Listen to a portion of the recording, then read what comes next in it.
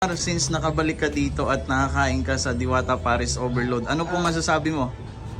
Hindi siya masarap.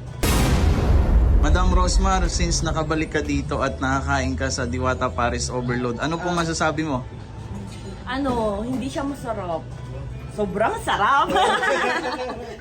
Ang dami ko nakain. Pangatlong soft drinks ko na ito nakakaloka. Tapos yung ubos ko din, yung Chicken, no? kanin. Kanin. Grabe, lugi ka sa akin sa condiments na parang may lagay. Okay lang, Tatlong marami soft naman drinks. yan. 100 pesos lang guys. May soft drinks ka na, only rice, only sabaw. At ang dami ng karne, kaya go. Magkakaroon na rin siya ng branch sa Quezon City, kaya punta kayo. Kung sakasakali po ba invite kayo ni Diwata doon?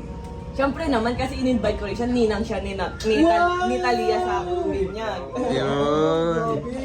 Ma'am, mukhang mauubos mo na yung Chicken Joy ni Diwata. Sarap kasi, tapos may ketchup pa. Ayun. Yung kanin ko overload. Paubos na rin. Tsaka nakita ko kanina si ma'am nagkakamaya sa Nasira na yung chicken. diet ko.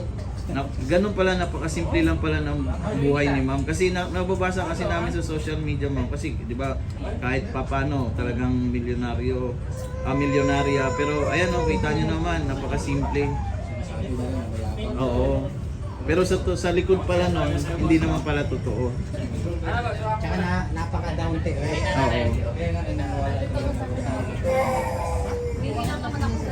Madam Rosmar lang, Okay lang malakas. talaga sa akin na may nagbibigay. Kasi syempre kumikita din kayo. Maraming salamat po talaga. Sabi nga sa akin, kaya ako lang daw, kasi for the vlog, parang kumita daw ako. Yung ang pera ko sa Manalamin, yung music video, kung hanggang hindi ko pa na-claim. Oo, nabasa ko nga sa post mo. Na tayo. Hindi ko kasi alam paano din. Kaya sila ma'am, tawarin mo lang sila. At dito lang kami yung mga sumusuporta sa inyo tutunta. Rosmar lang, malakas. Kasi meron namang walang followers, pero ang daming views, nakakatawa. Pero yung mga staff ko, tinuturuan ko din. Kaya naman nanonood ako kay Yaya. Nanggagatas daw. Oo. Nakikita yung gatas. Meron kaming upload eh. Bago kami upload.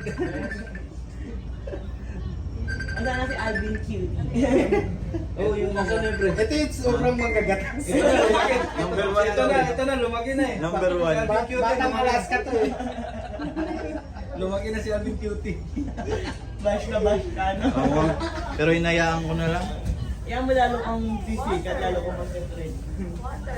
Dead mama lang sila. Yata. Salamat sa advice, ma'am. May passion, may pera. More bashers, more pera. Yung ginawa niyo po, anong dami rin nagbabash sa inyo? Oo, dead ma lang naman. Kasi sinasabi nila na ba't daw si Diwata yung tinuturo ko ay madami na natulong or may pera na may business. Ang dami ko naman na natulungan, di ba pinusto ko na din? Kasi Minsan meron... pag wala kang post, sasabihin hindi ka natulong. Pag nag-post ka naman, ba't pinupost ka naman yung sa Kaya, believe ako kay Madam Luz Marcos yung mga baser niya na to-comment sa TikTok. Binabasa niya pa eh, tapos Inaasar yung ko lang. reply niya, hindi pang babash eh. Parang motivation sa kanila. Ang galing niya eh. Kasi hindi ako nang babash kasi hindi ko sila nilalait o ano, parang ano lang ba, binabalik ko lang sa kanila yung sinabi. Wag na. Papasa mo lang sa akin mga pili. Taguan ka na. Burik, ang ganda nga. Yan na yung overload natin. Ba't naman ako paano yung sabaw? Sabi mo may upuan ka na nasa upuan mo. Iyan, upuan mo. Ito yung mga nag-vlog. So ayan, kakain po sila ni Ma'am Rosmar. Siyempre kasama yung pamilya, yung asawa, anak. Yan yung chicken at saka yung overload. Tapos yung kama. Ito lang. Pero ano, di ba? Di may maganda. Oo nga eh. Yung itim yung maganda. Yes. Parang shala. Sobrang dami naman kasi ang nilagay nyo. Dapat yung normal lang na-serve. Titikman lang naman nila yun. Hindi naman nila mauubos yan eh. Sabaw, wala na lang. Sabaw sa kutsara at saka plato kanin.